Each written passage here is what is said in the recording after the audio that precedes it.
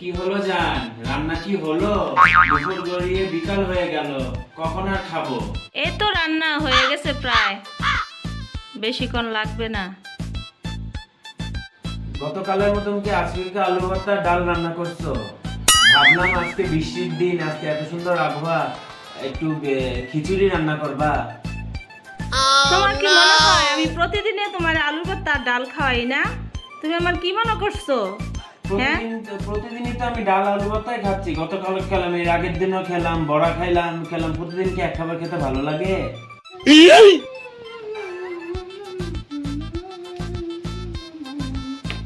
কি গো জান, তুমি আমাকে ডাইনিং টেবিলে বসায় রেখে বললা যে রান্না বান্না হয়ে গেছে, আর এখানে তুমি ঘর মুছতেছো? এটা কোনো কিছু হলো? ঘর মুছতেছি মানে রান্নাঘরটা পরিষ্কার করতেছি। তোমার তো বলছি ডাইনিং টেবিলে বসার জন্য, আমি তো তোমার খাবার দিব, তো রান্নাঘরটা পরিষ্কার না করলে কেমনে হইব? তার জন্য রান্নাঘরটা আগে পরিষ্কার করে আসতেছি। 5 মিনিটও তো লাগবে না রান্নাঘরটা পরিষ্কার করতে। বলে কি সইতাছে না? কিভাবে আমার সইবে? তুমি বললা আমাকে ডাইনিং টেবিলে বসে খাওয়ার জন্য, আমি অপেক্ষা করতেছি। তুমি রান্নাঘর পরিষ্কার করার সাথে যে খাবারের কি সম্পর্ক?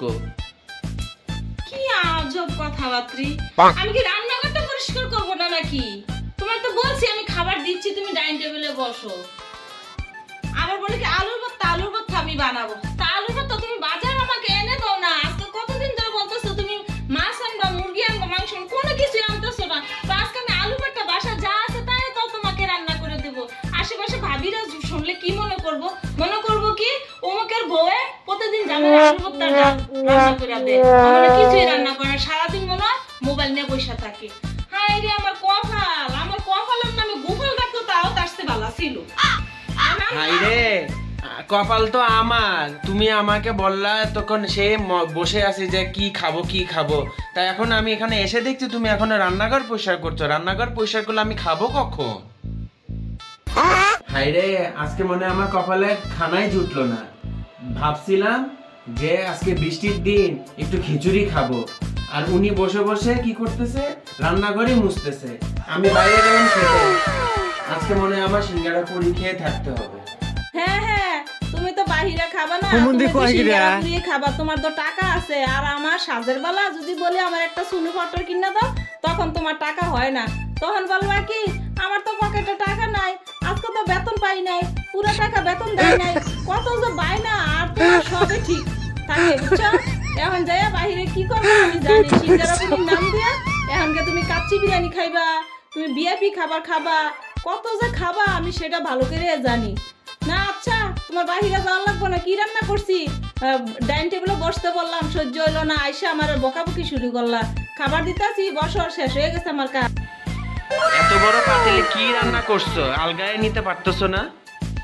কি রান্না করছি জানো না? তুমি তো প্রতিদিন বলো তোমার আমি আলু ভর্তা খাওয়াই, তারপরে গিয়ে শাকসবজি রান্না করে খালি শাক খাওয়াই, আলু ভর্তা খাওয়াই, আর কোনো কিছুই খাওয়াই না। আবার বলো কি আজকে বৃষ্টি হয়েছে, বৃষ্টি খিচুড়ি রান্না করে খাওয়াও না, খিচুড়িটার থেকে এটাই বুঝো নাই না? দেখো কি রান্না করছি, দেখছো কি রান্না করছি? খিচুড়ির থেকে ভালো রান্না তোমার আজকে করে দিলাম।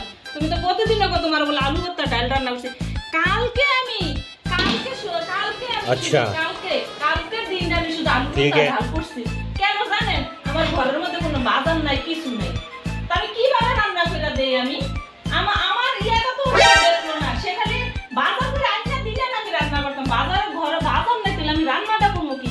শুধু ডাল আর আলু ছিল, তার জন্য এটা রান্না করছি আর ডিম ভাজি করেছি। আশেপাশে ভাবিরা শুনলে কি করবো? আমি যে আমার রান্না করে খাওয়াই। তো আজকে কি করছি? আমি কিভাবে রান্না করছি সেই কোর্সটা তো নিব।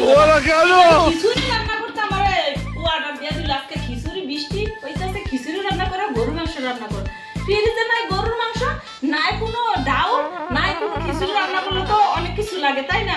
সেটাও কিছু নাই। তো ভাবলাম আমার কাছে 1000 টাকার মতো ছিল, এটা দিয়ে আমি এই যে বাসমতি চাল নিয়ে আসছি, আর বাসায় মুরগি ছিল,